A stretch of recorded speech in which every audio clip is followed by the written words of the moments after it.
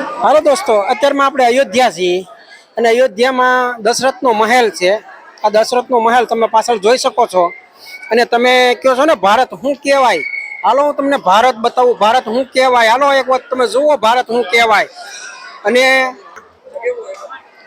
આ રાણી સિક્કા છે, રાણી સિક્કા છે, ઓરિજિનલ ચાંદીના રાણી સિક્કા છે. આ ઉભા હાલવા માટે જે પથ્થર મેકેલા હોય ને, પથ્થર આ પથ્થર મારેલા હોય ને નીચે, એ મહેલની અંદર નીચે પથ્થરમાં આ રાણી સિક્કા મેકેલા છે. આ રાણી સિક્કા તમે જોઈ શકો. આ બધા રાણી સિક્કા છે. આ યુગો પહેલા ઘહાઈ ગયેલા છે, તમે જોઈ શકો. આ ઘહાઈ ગયેલા રાણી સિક્કા છે. આ ચાંદીના રાણી સિક્કા છે. આ બધે આ નીચે બધે જ રાણી સિક્કા છે. આ તમે જોઈ શકો છો, રાણી સિક્કા છે.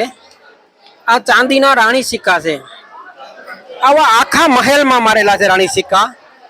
અને અત્યારમાં આ મહેલની અંદર આ રામ ભગવાનના પરિવાર જે ચારે ભાઈઓ છે અને ચારે બાયુ છે અને વગેરે વગેરેના આ મંદિરની અંદર પ્રતિષ્ઠા કરેલી છે. આ દશરથ રાજાનો મહેલ છે. આ મહેલની અંદર લાખો અને કરોડો રૂપિયાનું ચાંદી જે હાલવાની જગ્યા હોય ને નીચે, ન્યા મારેલા છે રાણી સિક્કા. રાણી સિક્કા તમે જોઈ શકો. રાણી સિક્કા આખા મહેલમાં ગમે ત્યાં જુઓ તમે, આ રાણી સિક્કા મેકેલા છે. આ પથ્થરની અંદર ફિટ કરેલા છે. આ ચાંદીના રાણી સિક્કા છે. આ તમે જોઈ શકો. આમ જુઓ, આ હાલવાની જગ્યા, આની માથે માણસો હાલે છે. હાલી હાલીને રાણી સિક્કા ઘહાઈ ગયા.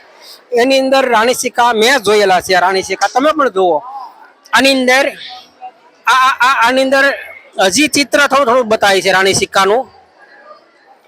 અયોધ્યામાં એક વખત અયોધ્યાની મુલાકાત લો ને તો નીચે નજર કરજો મારા વાલા.